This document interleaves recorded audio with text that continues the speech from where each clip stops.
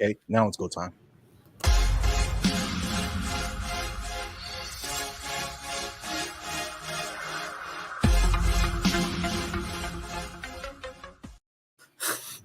Oh, that was okay. Wow, that was short. I kind of like the countdown a little bit better, but all right. That was I heard you mention that, right? I'll let you introduce yourself, but I'll talk about it. I heard you mention that. And I was like, oh, you're going to be so sorry and disappointed. I hated that shit. I hated that, man. What up, everybody? It is your boy, the almighty Dycez-Man, a.k.a. the Z is solid but elite today. And now I am your host for the AEW Dynamite Review Show. Permanent. We're working on co-hosts. The man that's right beside me. My co-host for this evening, along with the sheriff below, the consecutive consultant. How are you? And how much of this show did you watch? I watched the entire thing from beginning to end. And no alcohol. No alcohol. I'm actually, truth be told, first time in public, I'm actually cutting back on the alcohol. So I'm no alcohol, right? Until this weekend. Such strong nerves. Until this such weekend, strong nerves. Atlanta. But I felt like after watching this show that I needed a drink.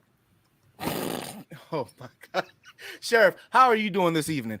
What did you think about the show? I'm doing great because AEW was a good show today. I'm doing even better because I'm going to get to watch the executive try to spin this in a way because he's a hater. So that's going to be fun. I don't spin anything, right? The only thing that was spinning was my head watching this show. You've got your work cut out for you with this one. It was actually a good show. No, it's not. No, it's not. Wait till we start talking about it. Wait till Dice does his leading thing and starts talking about it, and we'll see if you think I'm spinning or really reaching. We'll see what the fans say. Thank you for watching this. Please make sure you like, share, and subscribe this to all the wrestling timelines and as well as groups. So let's get right into it. This is the overview for 2 hours of AEW Dynamite. We had Powerhouse Hobbs versus Wardlow for the TNT Championship. We had Jay White versus Commander. That was leading off. The Acclaimed and Daddy Ass, I'm so tired of them, but versus Jericho Appreciation Society and Daddy Magic, Cool Hand Ange and Jake Hager. We had the Social Outcasts versus Ruby Soho. Versus Jamie Hayter and Dr. Britt Baker, DMD. We heard from FTR, and we heard from the Elite with a Jericho confronting Adam Cole. So let's get right into it.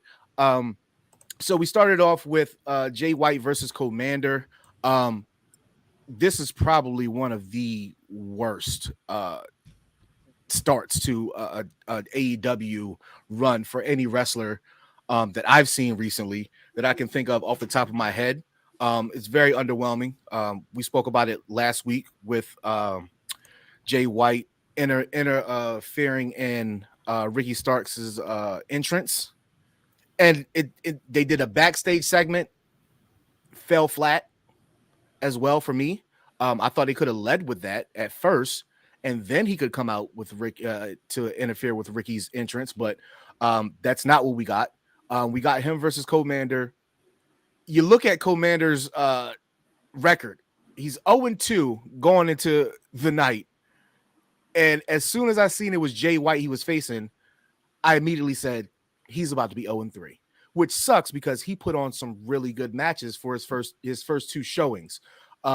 So that really sucked. I thought the match was very underwhelming. If we're talking about Switchblade Jay White being one of the greatest in the ring today, right now, for him to go in the ring with a Commander and put that lackluster match on in your AEW Dynamite debut was pretty sad.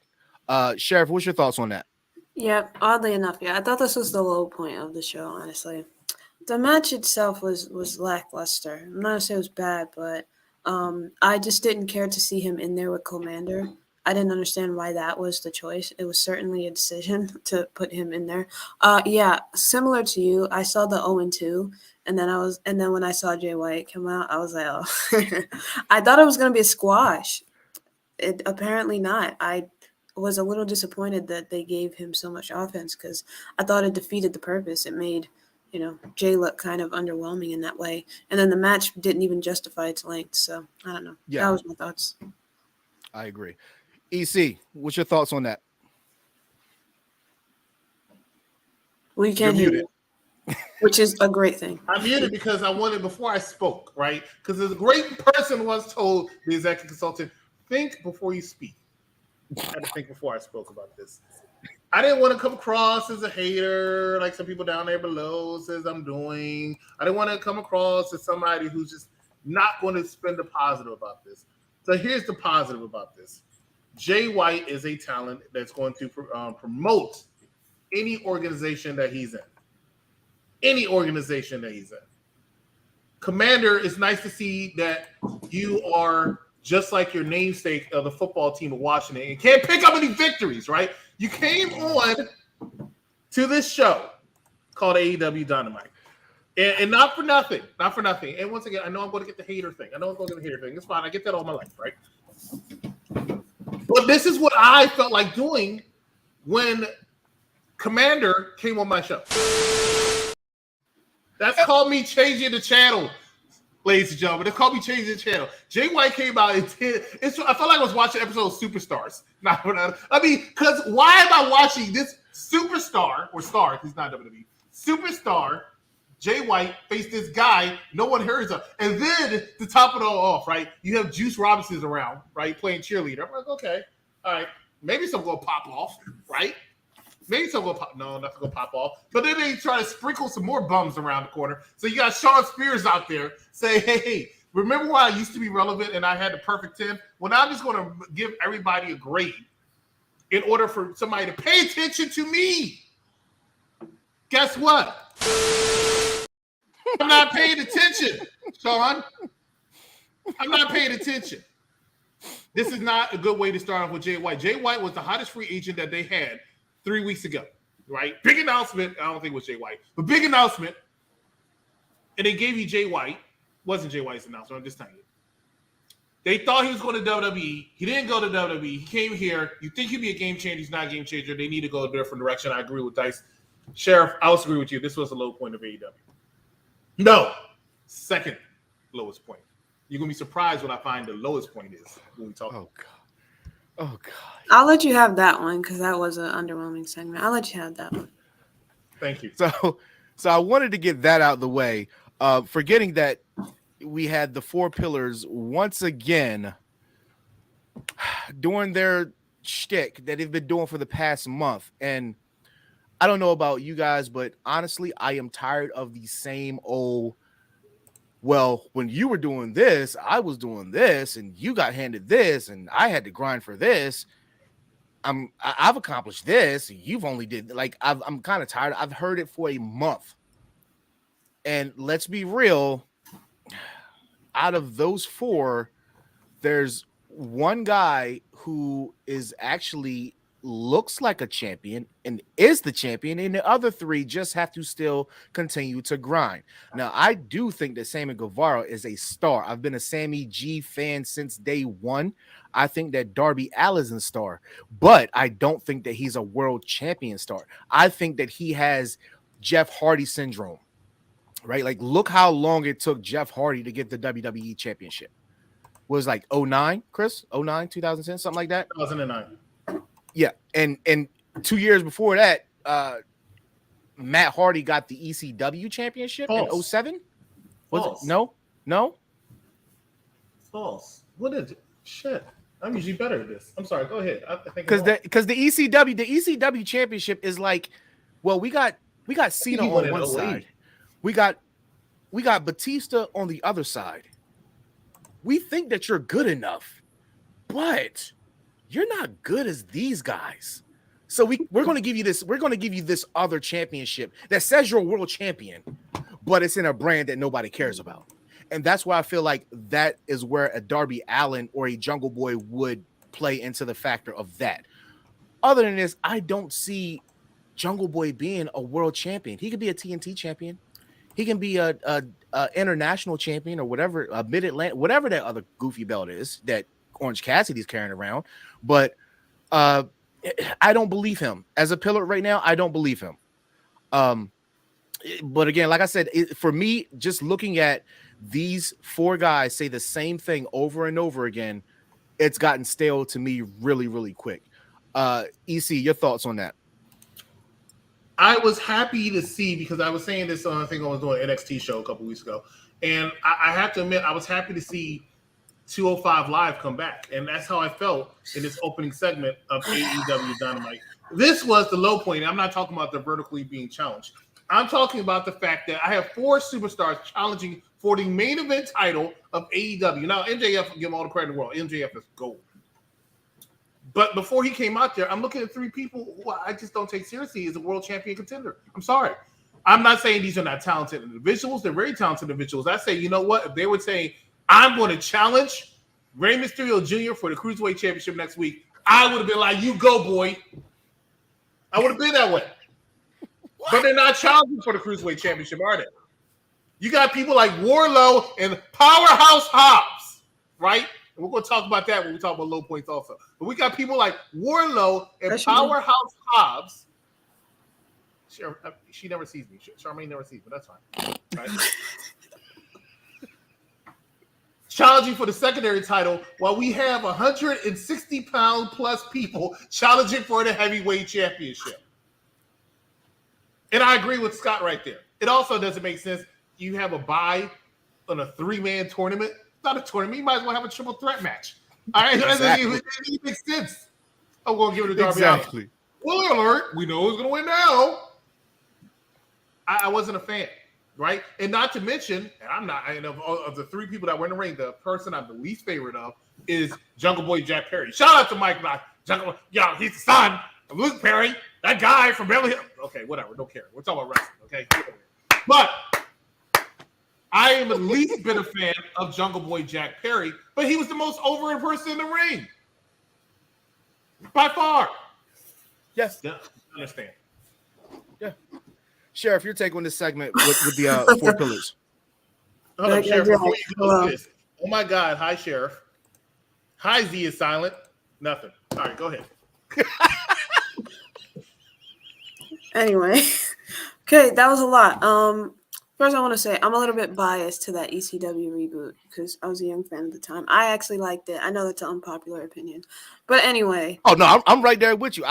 We had Marcus Corvon, we had Elijah Burke, foe upside your head. I love. I even liked Chavo. I'll put it out there. I liked Heel Chavo was ECW Chavo was great. I love Chavo as well. Our guy Jack, thank you. Okay, about this segment.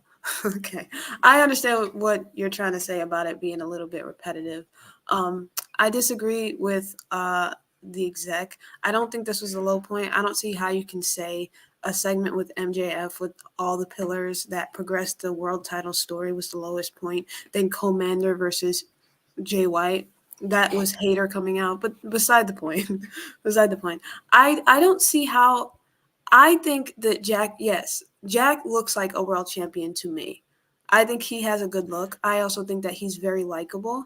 And I think he's progressing on the mic, which is something that he himself has said he was kind of scared to do.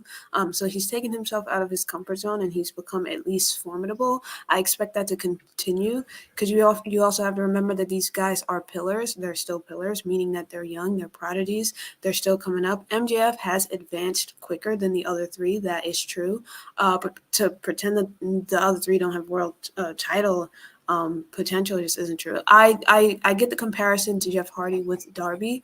I think that Darby would become a champion before the other 2. So if I had to rank them, like best to worst, not really in skill, but meaning who would get to the finish line quicker, I would say obviously MJF, and then I would go Darby. I would then go actually Jungle Jack, and then I would do Sammy. I think Sammy's lagging behind because I think he's fallen out of favor with the fans in a lot of different ways. I also think that I think it was Darby that said it. I think what he said rings true. I do think that he being attached to Chris Jericho and other people has held him back a little bit. Jack Perry has grown into his own after coming out of his faction, a very successful faction, one that is so tied heavily to his jungle gimmick that it's a little bit hard to grow past that. And I think he's proven that he can. And the feud with Christian was actually a really good one. If Christian didn't get hurt, I think the story wouldn't have dragged a little bit like it did, but that's beside the point.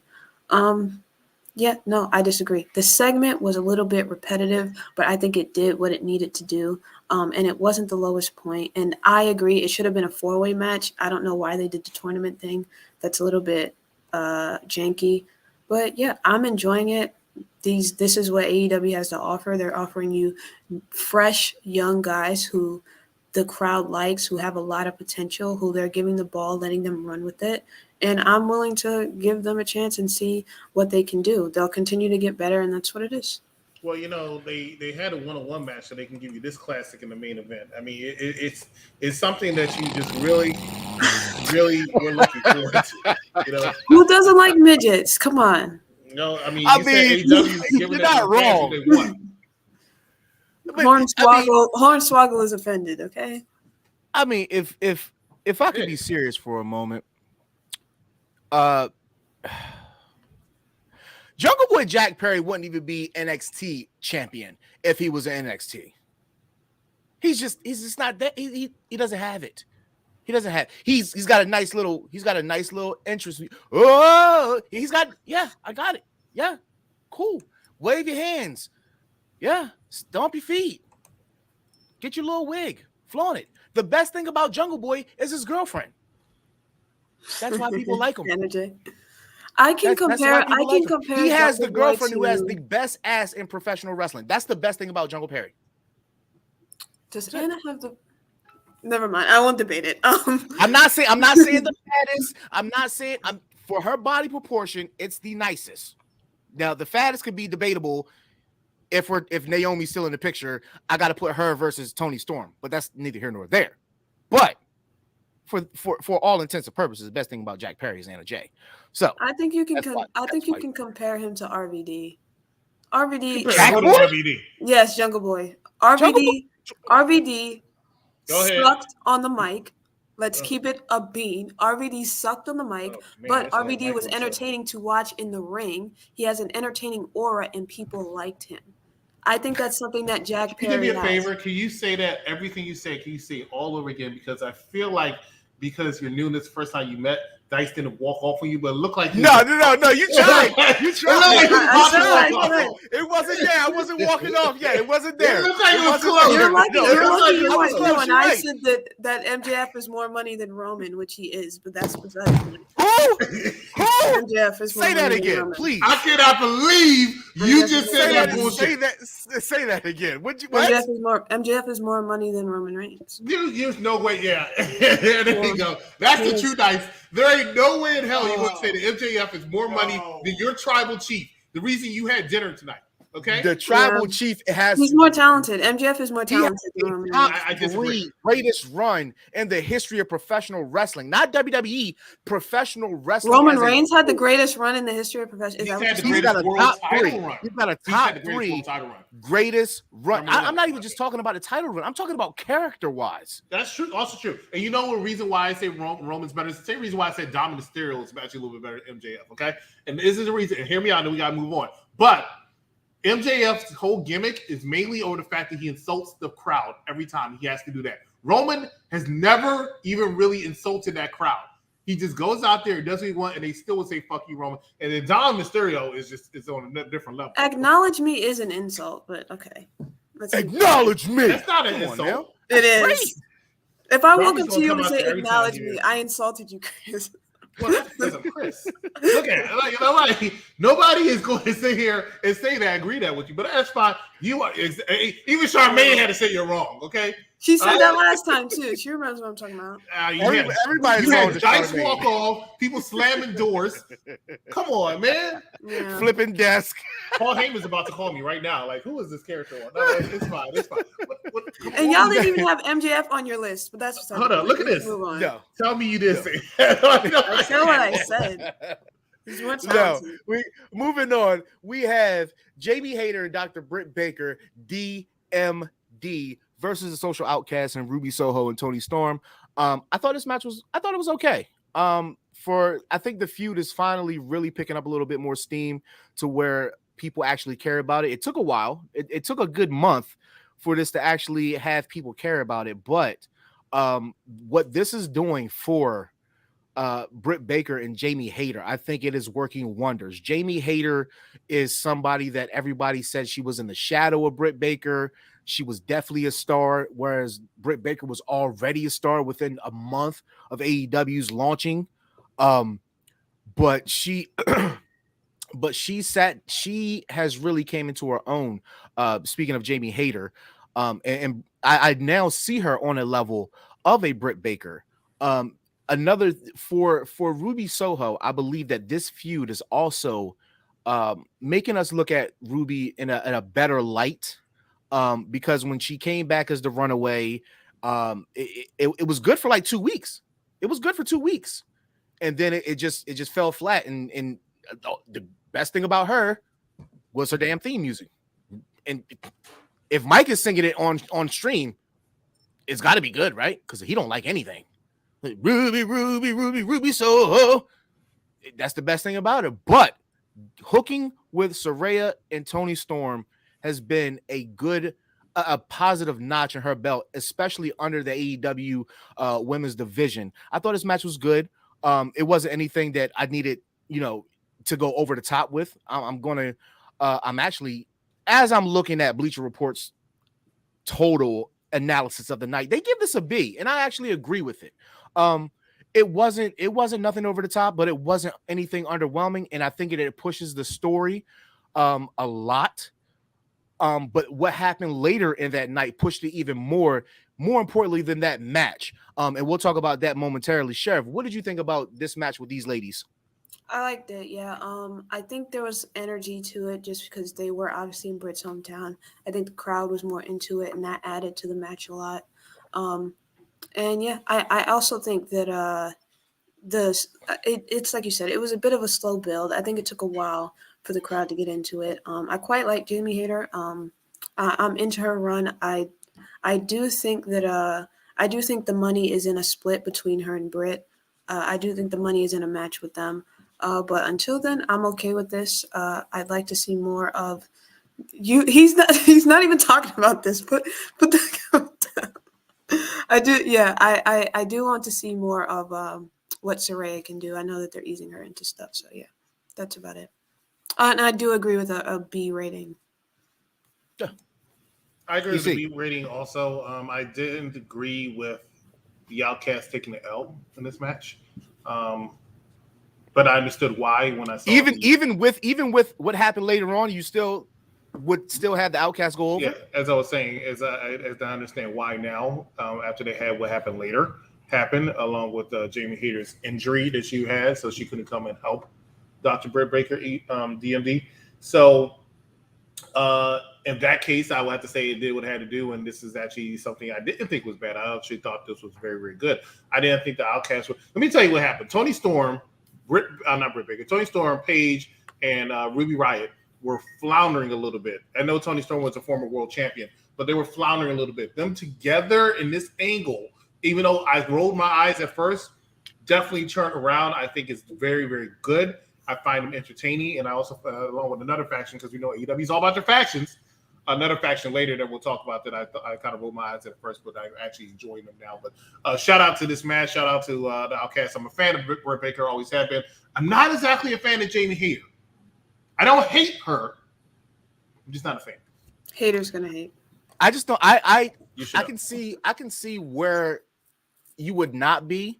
I don't like her promo skills, but I think that she's one of those presences where she hits so hard and her ring work is so good.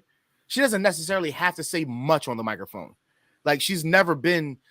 I mean, she's been there for 3 years and she's never been able to talk. So why even try to steer it differently? It's like when you try to make Goldberg talk, it's like, put the microphone down.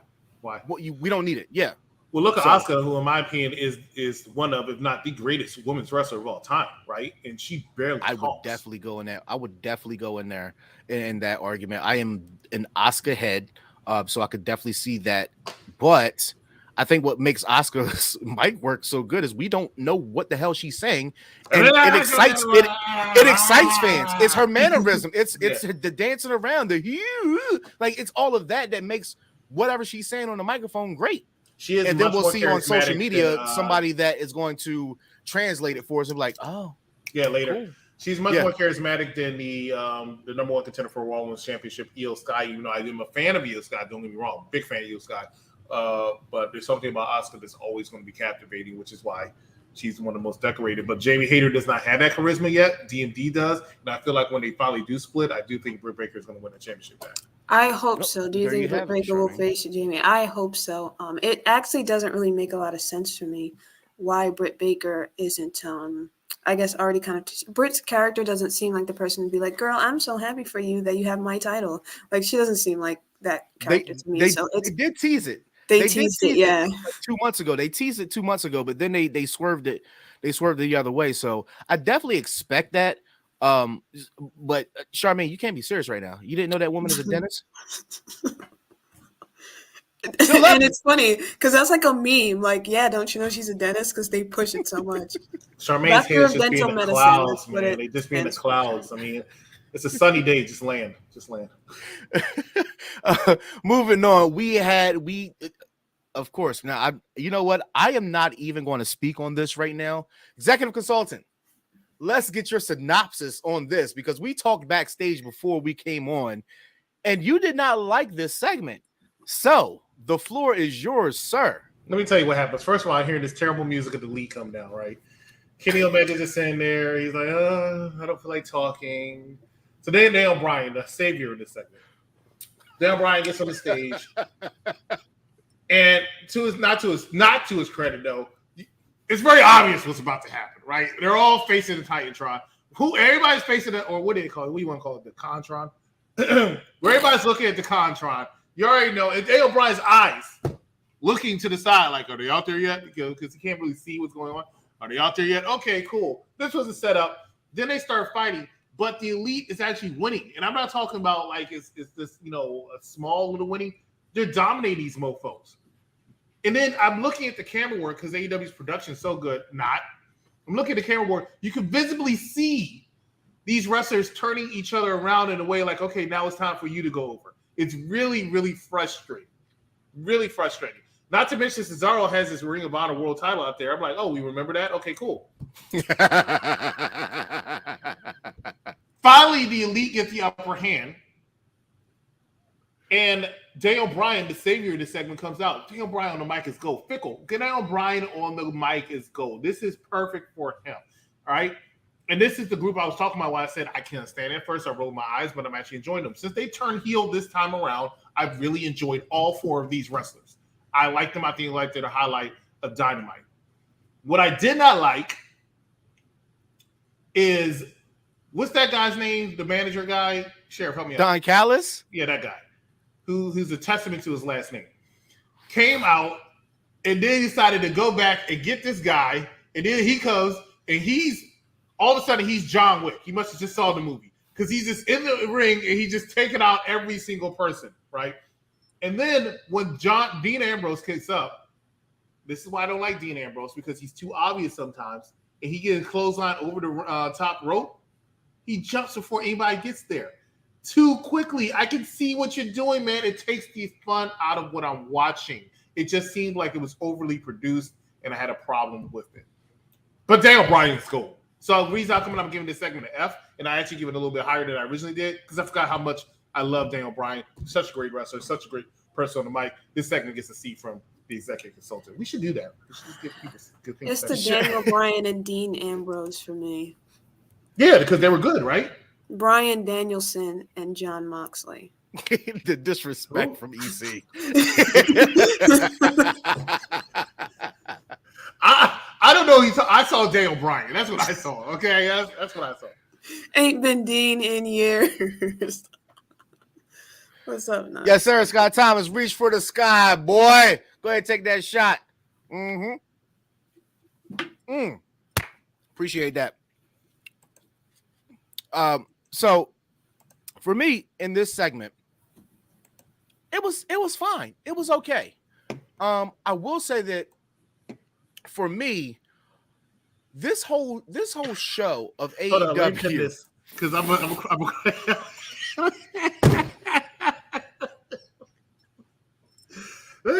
let you talk, But I'm going to definitely address that comment. Okay. Okay. All right, go ahead. For me, the whole show, it was just weird. Camera wise, I mean, I thought it was good camera angling, but when you have the entrance ramp coming from the right side of your screen as opposed to the left side of your screen, it's a little weird for me personally. A little bit of a peeve, doesn't really, doesn't make or break the show, but it was a little weird for me. I thought this segment was great.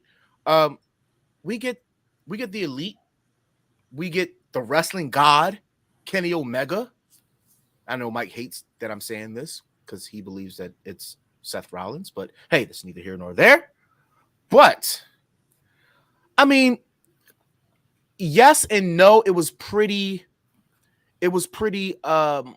predictable, but I didn't think that it was going to be predictable in the way that they were going to get jumped until Danielson appeared on the screen, right? Like BCC has been doing the most aggressive gang war chicken heel shit that you want. They are literally doing NWO stuff all over again, right? Like they're going to make it like they're giving somebody a fair fight, and it's never been a fair fight.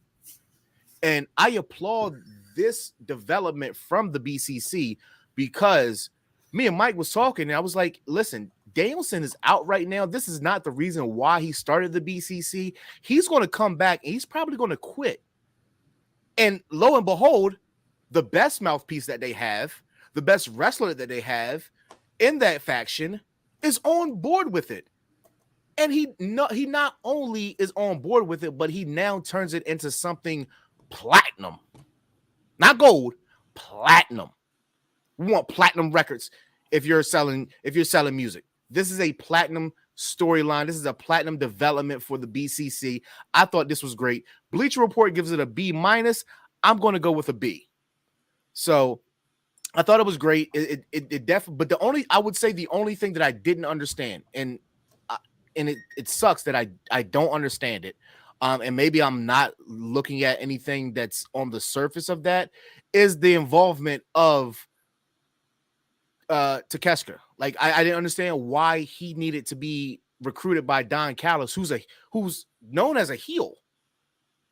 And so I guess this is the proverbial switch between the two, because I mean, Kenny's been a tweener, the Bucks have been tweeners, and then BCC is clearly the heels, but they still get cheered. So to get a babyface, I use that very loosely because nobody knows who Takeshita is. To bring him out is like, why? So that was the only head scratching moment for me in that segment, but I did think it was a good segment. Excuse me. It did get me excited for what's next to come between the BCC and the Elite. I'm pretty sure it's got to be like an 8-man. It's got to be an 8-man coming up in that pay-per-view that's coming up. What is it? Double or Nothing, or is it All In? It's Double or Nothing. Okay, so I definitely think it's an 8-man that's coming up for them. All those gentlemen, which should definitely tear the house down. Moving on, we got probably one of the most, I don't even know how to describe the match, or not necessarily the match. How we moving on? The segment. How we moving on? Sheriff didn't say nothing about. I'm so sorry. Listen, you talk so long. You talk so long, and I talk so long. I was like, oh damn, Sheriff, please share with us what you thought about the Elite and the BCC segment. No, I mean, y'all said it. I don't really have much to add. It was a head scratcher, Claudio. Why did you bring your title belt to an ambush?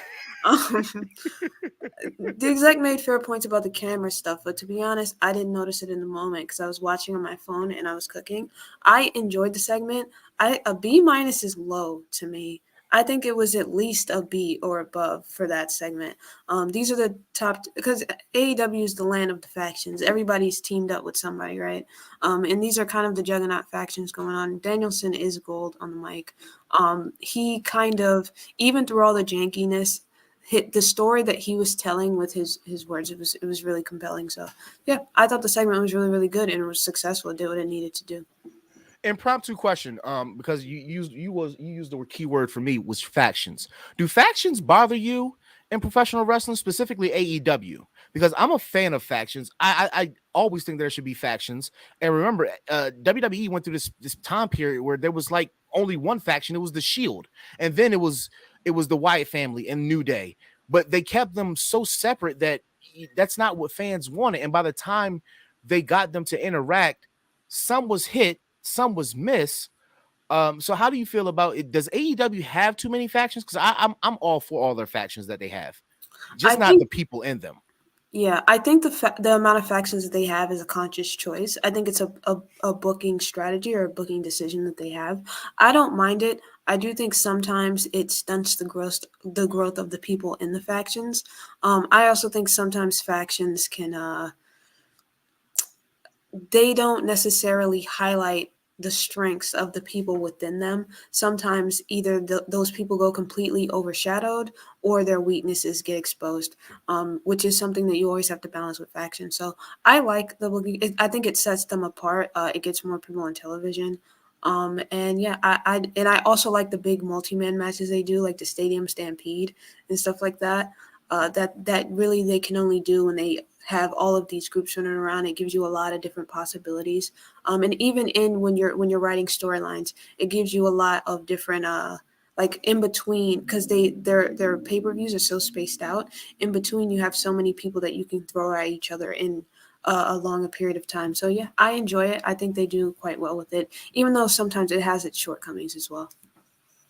Yeah, I mean, I agree, but I think the purpose of a faction is to groom that next person.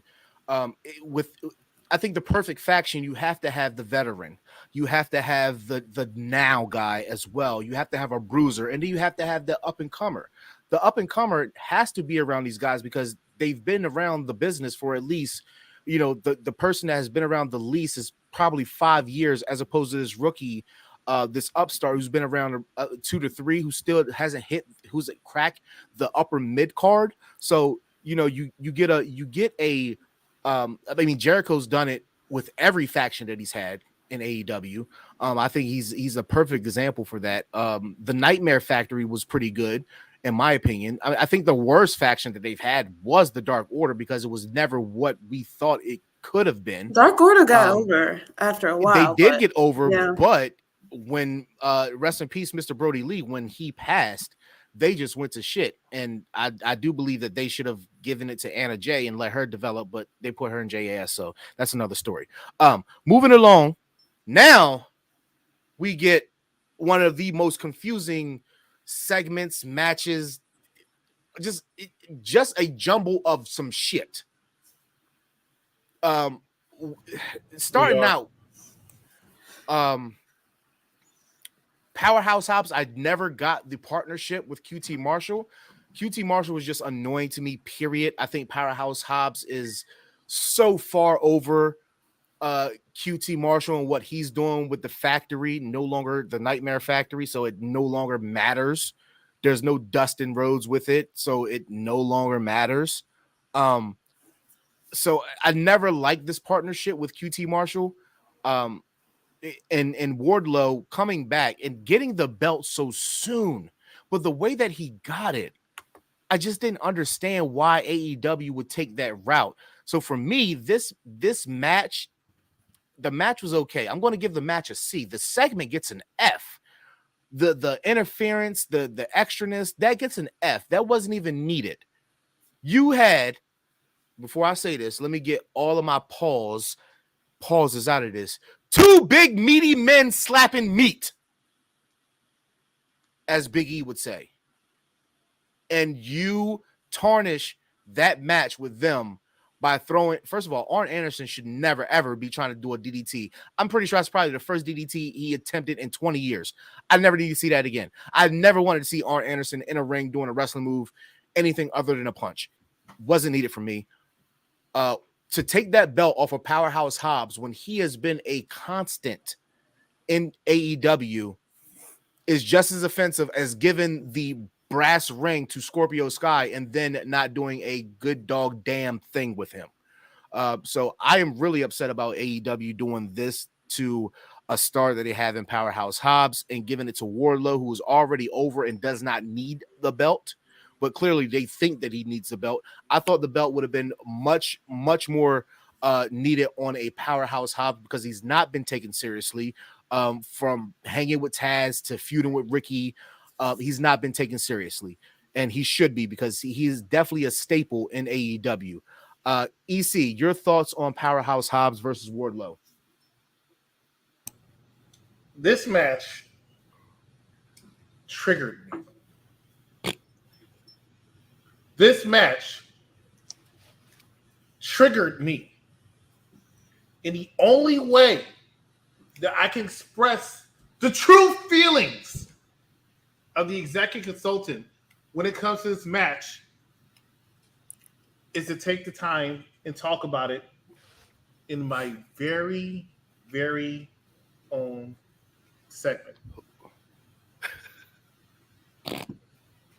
Hit it. The end of beginning, the numero unos are chances of winning. I do it again. Follow no other, I'm setting these trends, consulting.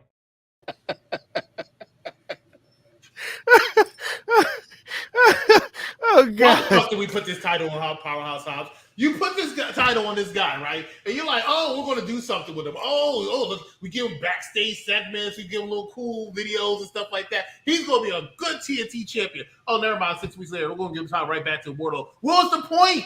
After Wardlow beat Samoa Joe and then lost to him on Wednesday, Powerhouse Hobbs, which was mind-boggling because Wardlow has been on the decline ever since he lost. Ever since he beat who? MJF last year, right? MJF wins the world title after losing convincingly to Wardlow. But when Wardlow beats MJF, instead of going after the world title like I think he should, he says, hey, I'm a big guy. Pause. I'm a big, meaty guy. Let me go after the secondary title and let the little guys go after the world title. You kidding me, right? So then you think he's about to go back on his upswing after he lost the title to Samoa Joe, had a nice little thing there. Then he beats Samoa Joe for the title, loses a couple days after. You think Hobbs is going to do something now? Wardlow's going to go off, possibly to face MJF or something. No, Tony Khan said, psych ya. That's what Tony Khan said, right? He said the Mike Knox show? What He said, why are we looking no, at I did it for this. This is what Tony Khan said. Anybody got a problem? I'm not going to stand for this fucking shit. That's what Tony Khan said. I got a problem, Tony. This was shit, bruh. Do better. And then you had Luchasaurus comes out with Christian. Hey, 2 fucks that lost to Louis bitch guy. But hey, we're going to go after and beat this big meaty guy. Pause. I've been more intrigued about Christian and Luchasaurus in the past 2 weeks than I have with Powerhouse Hobbs and Wardlow in the past 6 weeks. You aren't wrong there. I'm just saying we need to have better building up to things. It was not even they made this big deal about Wardlow winning in a great state of Pennsylvania, in a good city of Pittsburgh. And then, while he's having the title, my moment, third time, when you Christian's music just plays. And I'm sitting there, right? I'm sitting there, and I'm just like, okay, you got me, AEW. You got me.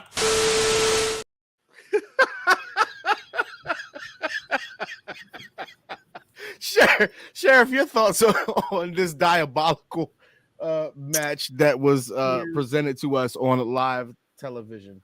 That adjective is appropriate. This was the second lowest point of the night. How you put this above the elite segment, I'll never know. But QT Marshall, really talk about a downgrade in coaches. Say what you want about Team Taz. I'd certainly pick him over QT.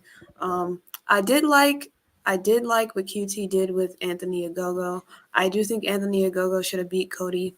But that's in the past. It is what it is. Yeah, well, both of them are gone now, so it doesn't even matter. Yeah, exactly. I feel like they could have had a star in Anthony, but it was what it was. Mans couldn't really wrestle either, but again, beside the point. Yeah, I don't see why. One, I don't see why you did all of that just to have him lose. I also don't see why you did all of that to have him lose to Wardlow. who also is fighting for momentum. They're just kind of like, I guess, hot potatoing the belt. It doesn't really make sense to me. Wardlow had a shot to really ascend that first time he won the title, following his feud with MJF.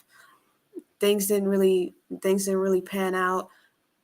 I think that Hobbs also has a lot of potential, but this run didn't really pan out. I think that this is the blind leading the blind. This helps no one. Wardlow gets nothing for beating Hobbs. He didn't really have any momentum. And Hobbs would have got nothing for beating Wardlow because they don't have any momentum. And then the match was lackluster. Big meaty men didn't do a lot of meat, and it was not very big. So I don't know.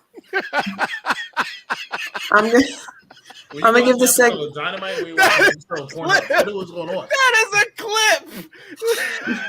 That is definitely a clip. It's on Instagram next week. I need that on TikTok tomorrow. Not the TikTok sound. I need that on TikTok tomorrow. Oh my Yeah, God. and for a no pun intended, I'm giving this segment a D. I'm giving that 2 Fs. So let me get this straight. They're big meaty men that weren't showing the meat, but you give it a D. Big meaty men showing the meat, but you give it the D. Big meaty men giving us a D. Not give it us. All right, not give it us. Right? Yeah, and it's not very big or meaty. That's great. Yeah. Anyways. Oh, Charmaine disagrees. Oh, she loves that man. She thought the meat hit. Charmaine thought the meat hit. All right. Like the big meaty men slapping meat and getting a D. She said you better watch out because apparently when you go to House of Glory and you meet somebody at a signing, you are now friends with them. Okay? And she can call the Young Bucks and they will super kick party her ass to the D. I'll have you know that I was once 10 feet away from Beyonce at a concert. We're practically shit! The practically go crazy. She's gonna be a bridesmaid at my wedding, 100%. Listen, and I gave Jay and Mark Briscoe discounts at GameStop when they came in. So we practically family, But hey, while you're on the subject of a lot of meat being slapped, somebody else got slapped in this next segment. Chris Jericho, in which I think this is one of the best segments that I've ever seen in AEW. And if anybody watch anything that I've been a part of on UPR, I am not the hugest AEW fan, and it takes a lot to impress me when watching AEW. But I thought this segment, first of all, I thought the mic interaction between Jericho and Adam Cole, phenomenal. Jericho has the ability to John Cena anybody on the microphone.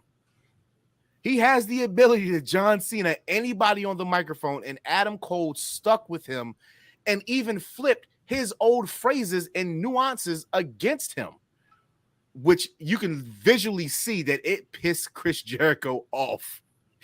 But I thought what was so golden is the fact that when he called him a jack off, and Jericho just looked like he was just bewildered.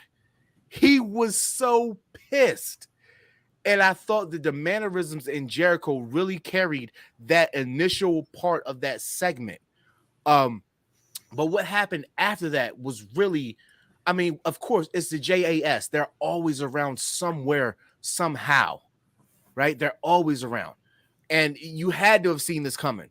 But Adam Cole is already branched off from the Elite, so it's not the Undisputed Elite. Who else is there to save him? I was thinking Keith Lee. He was nowhere to be found. The last person that I thought was coming was Dr. Britt Baker, DMD. But when she came out there, she smacked the fire out of Jericho. Great. Chef's kiss. But then what happens, the social outcasts come and confront her, and they beat the dog shit out of her with a kendo stick. while this man is handcuffed, watching his girlfriend get beat like a child who told a lie and had to get their own switch from the backyard. I know plenty of them. You know how many switches I picked off of trees? You know how many extension cords I had to get from out the closet by my mama? You know how many frying pans I've been hit with? Sounds like you was a bad kid. I was a juvenile delinquent, but I was a spoiled brat, and that's how she got beat. She got beat like she was a spoiled brat, while this man Adam Cole begged for them to please stop it. Nah, I need you to keep that tough boy energy. You was talking big boy stuff. I needed you to keep all of that. But I mean, I thought it was great. This again, like I said, one of the greatest segments I've seen in AEW's history, in Dynamite history. I thought it was great. Sheriff, your thoughts on this segment? Yeah. It was, while I was watching it, it was really uncanny. It was reminding me of when Randy Orton, I guess, handcuffed Triple H to the rope, and then he kissed. Yes.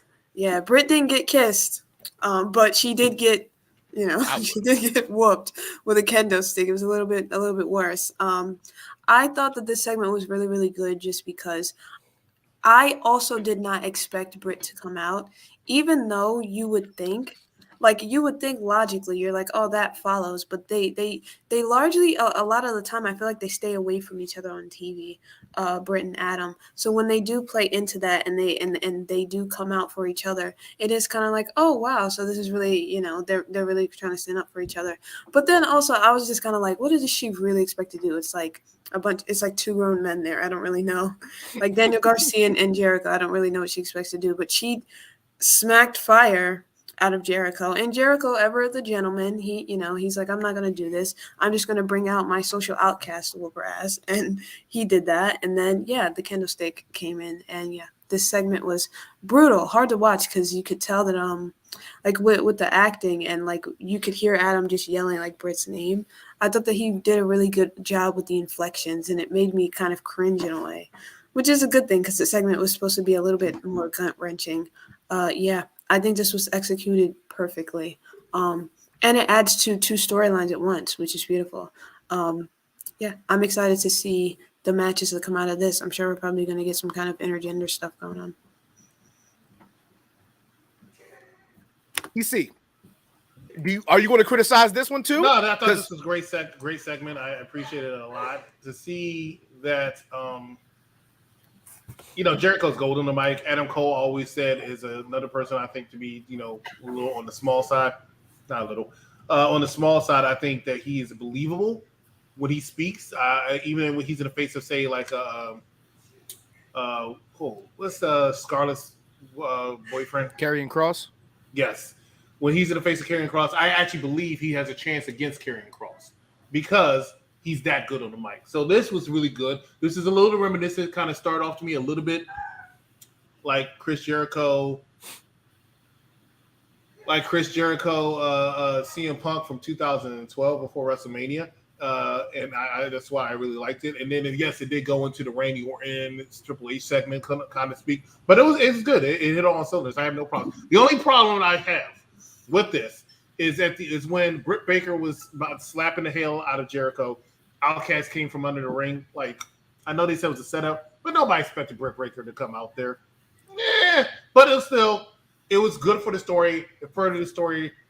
I'm happy. I'm good. Okay. All right. So we got two more matches. Almost done. We're in the home stretch what? Here. Earlier you played the new version of the intro, and you were like, "Hey, I must the old version of the intro because the old version of the intro was so long it gives me break." Well, guess what? We ain't got nothing on this commercial break we're about to take. This commercial break long as shit. Thanks, Mike. We'll be right back and watching a popular review. Previously on Perfect Plex. Triple H is in charge of creative. Now, as I make myself a little bit bigger here because I got a big head. Shout out to big heads. Vinny Chase, big head. But as I digress and I get myself together, listen, fans, you thought Vince was back in control because Brock Lesnar beat the living shit out of Cody Rhodes on Raw after Mania, which personally I think is one of the top 5 Raw after Mania moments if you missed last week's top 5. Make sure you go back and check out Top 5 on Popular Thursday at 8 to 8:30. To be confused with Tony Coke Khan, by the way. Okay. I'm sorry, Tony. It's the truth. Okay. We love you. For this, where's that idiot? Put that picture back on the wall for me, please. For this idiot, Busby 18, and this moron, Scott Harris, what do you mean? She needs to separate her reality. No, you need to separate your reality. All we do is talk about as wrestling fans how much we love Rhea Ripley. This moron led her to get so upset. She responded to the idiot. People like this make me regret leaving everyone I love behind. I've lived for years without people I love to entertain and live my dream. And you're a fucking disgusting human. She said this. She's not innocent. Everybody's not MJF, who 100% of the time is 100% in character. I'm not blaming her for this tweet. You as wrestling fans need to understand something, people. And I'm going to say this with all due respect to anybody I've ever come across with in this business, because in so many words, it's not. But people, it's not real to me, damn it! It's not real to me!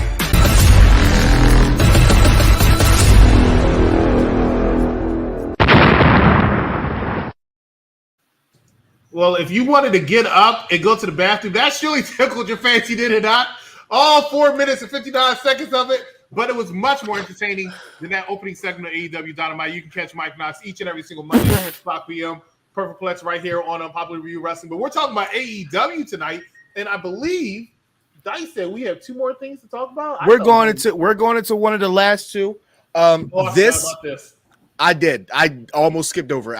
I did not even care for this. I'm not even going to lie to you. I did not care for this. And I'm an Acclaimed Nobody thought that the Acclaimed and Billy Gunn, because I'm not calling this man Daddy Ass. You don't want to call him Daddy Ass? No. After we just sat here and talked for 4 minutes about big meaty men slapping meat and sharing, giving people the D, we're not going to sit here and talk about Daddy Ass.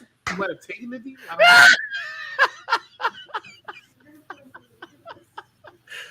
Okay. Listen, there's nobody. I don't think there's anybody on God's green earth that thought that the Acclaim was going to lose to the three weakest members of the JAS. Let's just be real. Jake Hager is a MMA monster who should be treated on the level of a Wardlow, of a Powerhouse Hobbs, as of a Luchasaurus, and he's a lackey. He's a lackey with a LL Cool J Kango hat that doesn't even have a logo on it, but he wants to protect his head like he's bald or something. I'm over it. I didn't think that this was good for anybody, but you had your one of your highest t-shirt sellers in a match. Great job, AEW. I'm giving this match a D+. I'll go next before Sheriff. The Sheriff looks like she might have something to say on this. The Acclaimed are my favorite tag team. After the Usos, the Acclaimed are my absolute favorite tag team, and I find them so entertaining, except in this match. Oh no, his freestyle was dope though. His freestyle was good. What I heard, TBSIC is trying to cut out some stuff, but I'm going to give this segment a D+. Simply, and the plus is just because the Acclaimed was in it. But other than that, I completely forgot about this. I'm not a good fan of Daddy Magic and Cool Hand Ang. I'm not a fan. And Jake Hager was the reason I didn't go to WrestleMania 29. So I just no. Because he was world champ. He was world champ. I tell you what, I was going. It was in New York, and I the all American. And I said, "Ain't no way," because at the time I considered if you had a world title match, you're a main event. And I said, "I'm fine with Alberto Del Rio." I was a big fan of Alberto Del Rio, even though I thought he was a bad babyface. But I was like, all these wrestlers, you gonna put Jack Swagger in there? I said, no, I'm not making that drive. I'm not buying no tickets. I'm not going to New York. I have no intention to see. I was already pissed off that you were going to give me twice in a lifetime after I saw once in a lifetime. Mike is mad too. Mike and I agree on that. Let's give it a beat. Let's keep it a bean. Shout out to Mike Knox. Y'all catch the Mike Knox show every Monday at 6 p.m. Sheriff, your thoughts on this underwhelming match? Yeah, you're wrong. I don't have a lot to say about this. I thought it was a good buffer between the main event. I'm not as down on it as you guys. I thought it was fun. I thought the rap was good. The crowd was into it. It was a mostly quick match. By the way, it's the Jack swagger for me. Ain't been Jack in years. Anyway, and yeah, I thought the match was fun, and I thought it was a clear squash. I mean, like you said, these are the three like weakest members of that faction. They really were just thrown in here to lose so that they could get the acclaimed on the show. Tickets, not ticket sellers. Well, that too, but merch sellers. I do have a shirt of theirs. It's not the Scissor Me Daddy one because even I was not gonna walk around with that. You know what I mean? But yeah, I EC got one. I know you got a Scissor Me Daddy shirt. I know you got one. As much as I love the acclaim, that's actually when they started having the declination with me because I don't like the Scissor Me thing. I'm not asking no grown. That thing took you you to to we're the not next scissoring stratosphere. It did. It was almost the equivalent of this generation suck it, but I can't do it. I think it's a little disrespectful. No. But I tell you what can be more disrespectful than suck it? But you know what, Sheriff? I don't understand why you are not calling these people by their real names. Yes, it's Billy Gunn. Yes, it's Jack Swagger. Yes, it's Dean Ambrose. Yes, it's Daniel Bryan, right? But these, what's it, Daddy Magic? What was his name in NXT? Matt, no, I don't know what his. I don't know. You know why? You know why? Because he was in NXT. Nobody cared. Right? No one cared. So he could go to AEW, reinvent himself, and everybody's going to know his name. But if he went to the main roster, he would be whatever that main roster name is, which you said his name was Matt. That would be his name because Vince would have cut his last name before he cut his ass because they're not good. Okay? They're not entertaining. They're not entertaining to me. I don't need them on. I don't know why Jericho has them on. He must like them. They suck his dick in the back. I don't know what's going on. But anyway. He was JAS is definitely for me a failed faction of Jericho. Inner Circle had so much power, it had so much potential. I mean, Inner Circle is good. Why did they get rid of it? No idea. Idea. I think Daniel. I think they thought that Sammy was. I think they thought that Sammy was ready to be a star. I think they thought that Sammy was ready to be a star. Put him right back because Inner Circle, and they put him right back in there. Yeah, you have basically the same members, so I don't understand that. Sammy was ready to ascend. They kind of fumbled that. So you think Sheriff? You know what, Charmaine? Not for nothing, I agree with that. Before we take that comment out, because he's like 55, 56. He's in great shape. I give all the credit in the world to Billy Gunn. So and he's over in 2020. And he's very over. He's very over. But we can take that comment off because I'm sick of seeing Charmaine's type. So can we just take that off? There we go. Right, cool. Moving on to the final segment, to the final match of the night. We got one of my two favorite wrestlers in AEW, and Sammy Guevara, versus Jungle Boy. Yeah, I literally tuned in to see Sammy Guevara and Ricky Starks. That's the only reason I watch AEW. I think those two are stars. This match, I thought it was good. Mike, I'm talking to Mike on Xbox. He's like, my guy versus your guy. I'm like, this is not going to go fair, right? And my guy's going to win. Like I told you, like he's going to win. And the action, dope. The spot where Jungle Boy went through the table, face first through the table. Whatever. Listen, that was pretty dangerous. And AEW they have to start protecting their wrestlers. They have to start protecting their wrestlers. Or else they're going to run into another problem to where they had half of their up-and-comer or main eventers out. Now you have to try to scramble and rebuild. But I thought this match was really good, top to bottom, bell to bell. It was great. The action in it was amazing. I thought that the inclusion of NJF was expected to a point, but it didn't surprise. I mean, it surprised me, but it didn't surprise me. Because they had just had a segment where they were hugging, which I didn't understand because they were just trash talking each other the previous week. So I guess it's the enemy of my enemy is my friend type deal, in which that made no sense because you were just trash talking each other. So for me, I'm going to give the match itself a B. I'm going to give the inclusion of MJF and the shenanigans, I'm going to give that chef's kiss A+. As opposed to Bleacher Report, they give the whole thing a C+. Executive Consultant, what is your take on this final match of AEW Dynamite? There's no way I can think that Sammy Guevara and Jungle Boy Jack Perry are going to have a match that's unentertaining. Okay, as much as crap as I talk about either one of them, I will not sit here and say they are bad in the ring, and I will not say that they're not entertaining. I think especially in Sammy Guevara's case. I think he's very charismatic. Mike is all over the place. I don't understand. This man just called me like 3 minutes ago, and I'm looking at my phone, like, what are you calling me for? You know I'm on the air, right? Let me call him while he's doing the show. Well, you know I'm doing the show, right? I don't understand. All right, so. Charmaine, thank you for tuning in. Thank you. It's just thank you for recognizing I'm the best in the world. But my only situation, my only problem with this is it's so obvious what's going to happen. You know you're not going to have Sammy Guevara versus MJF in the main event at Double or Nothing. So that kind of takes away from me. But the match itself wasn't bad. It was pretty good. So anyway, that's all I got. But would you entertain Sammy Guevara versus MJF? I think they will have a very good match. I don't think two of the biggest heels in the business should main event a pay-per-view. And I still say Sammy Guevara has a lot of heat on him right now and they can't get over because apparently everybody's related to his ex-fiance, right? You know what? It doesn't help. The AEW All Access show does not help him at all. I watch it. I watch it very religiously. I think it's a great show. But when you see him, I think that his friendship to Cody Rhodes has also dented his trajectory in his career. But not only that, but his marriage to Ty Mello. No, you said it right. I mean, Cher's going to get mad.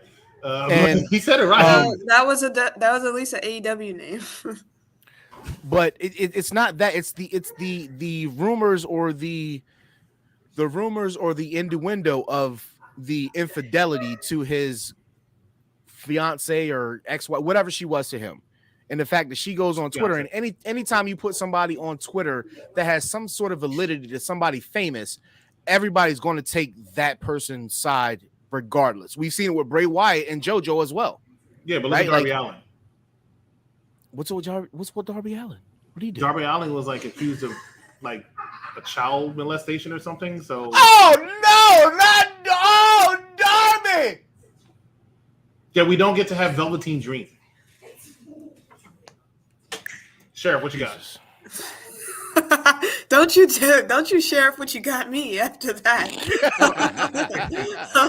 I'm just saying because Boss Man's asking us why we still on. So you gotta hurry this. We in the final match, Mr. Knox. Yeah. What do I got about this? Okay, the match C+ for me. The match was a C+ for me. I actually thought it was going to be better than it was. I agree with you. These two usually very entertaining. So I don't know what happened with that. I'm not big on Sammy Guevara, but it has nothing to do with who he did or didn't cheat on. I think fans are a little bit they're a little bit delusional sometimes. They feel like they know things they really don't.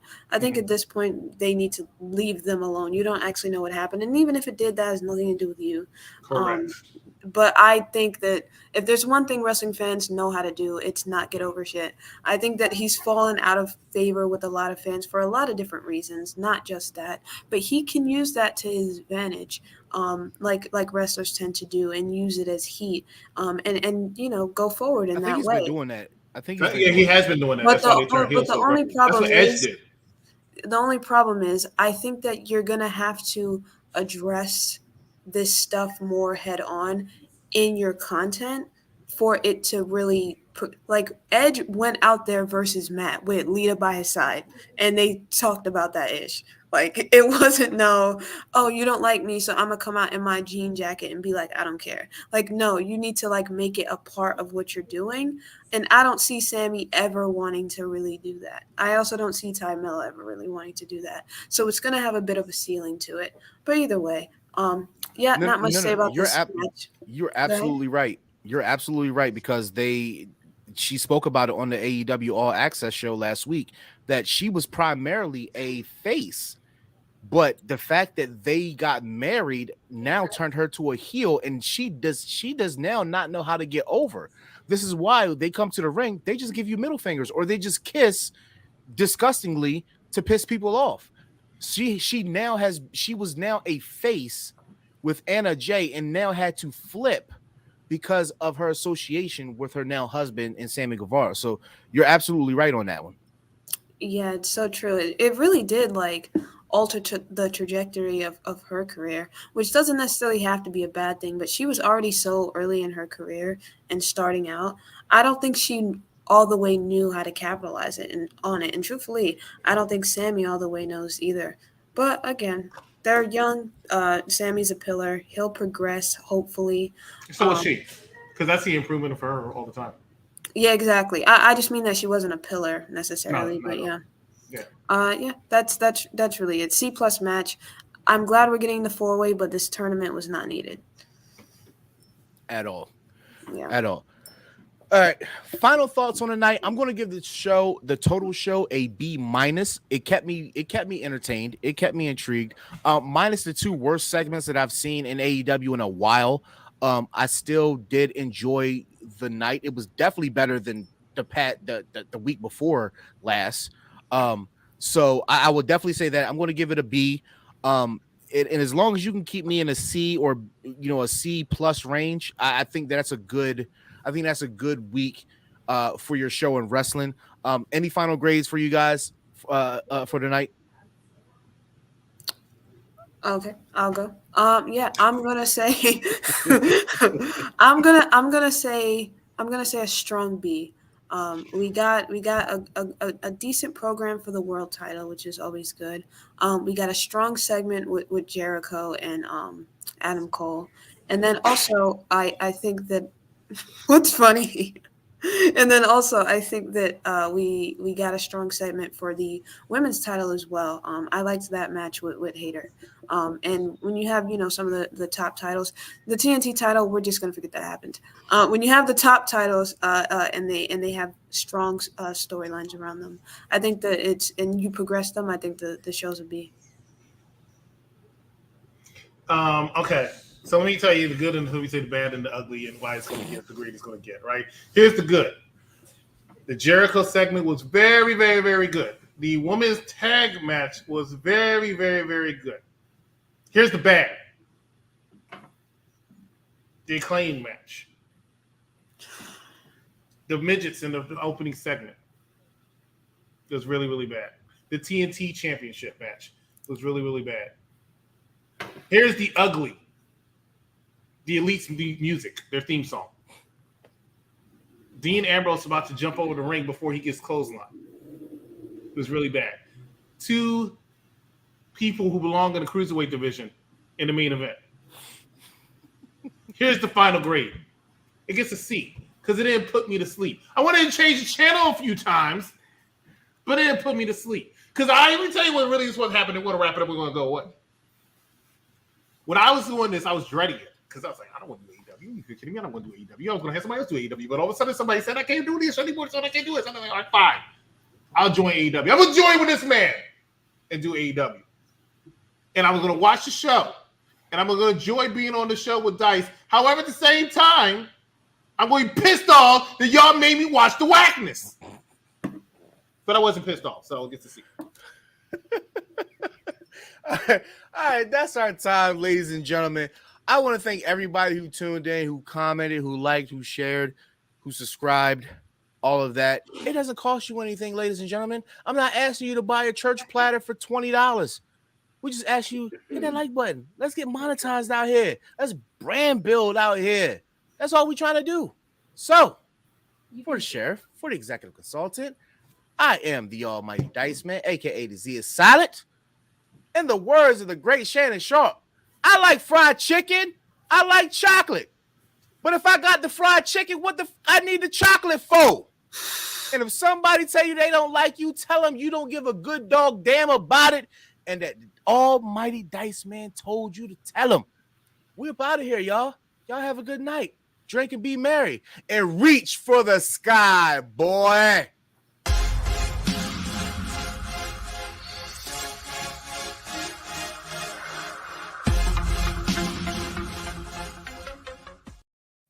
I like that better. I like that better than the outro. So that's